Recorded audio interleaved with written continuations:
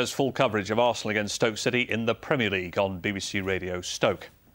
Now then, I met a young Blues fan this morning who told me there's only 4 sleeps before Wembley. So if you're feeling like a kid who can't wait for Christmas, then we'll continue our countdown to the Carling Cup final inside a rather unusual Birmingham factory. Topping up the tank with cyan blue, programming the computer for maximum publicity, getting ready to roll the giant printing machine, and it's all action on the road to Wembley. It only takes a second to score a goal, but it takes around 10 minutes to make one of these giant banners of Craig Gardner. So we've speeded things up a bit, and now we're off to St Andrews to make sure Craig is in the correct position before Wembley. When the final whistle blew, the marketing men just knew. As they celebrated their semi-final victory in a sea of happy smiley faces, only one man was perfect to be the public face of Birmingham City's Wembley campaign. So they chose Craig Gardner, the bluest of blue noses, to become the banner man.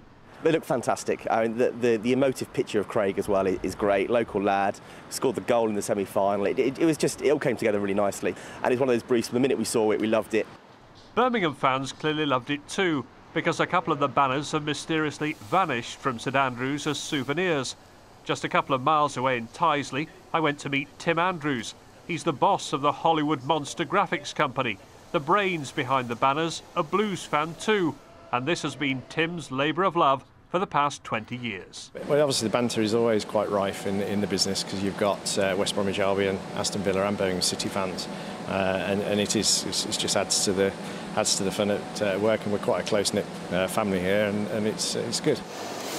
Tim employs 55 people, and even the Villa fans amongst them would love to see Blues return to Wembley in the FA Cup and possibly even Europe next season. More success means more banners, and more banners means Birmingham City must have plenty to shout about. And 31,000 fans have got tickets. What about the rest? How are they going to keep up to date? Well, the game's live on BBC One, of course. It's also full match commentary on BBC WM. But if you're planning a little party at home, possibly, a cup final party Sunday afternoon, we'd love to hear what you're up to. So please give us a call or drop us a line, an email, midlandstoday@bbc.co.uk. Ian, such hope and excitement. Can Blues really win it against Arsenal? Looking pretty hot at the moment. Well, the bookies have Arsenal as odds-on favourites. They've beaten Blues twice in the Premier League, but it won't be third time lucky. I'm backing Nikola Zigic to be Blues starman on Sunday. We'll have to wait and see, won't we? Thank you, Ian. Thanks very much, Ian. Let's find out how the weather's looking now. Ben is out on the balcony, brave boy. Well, thank you very much, Nick. Yes,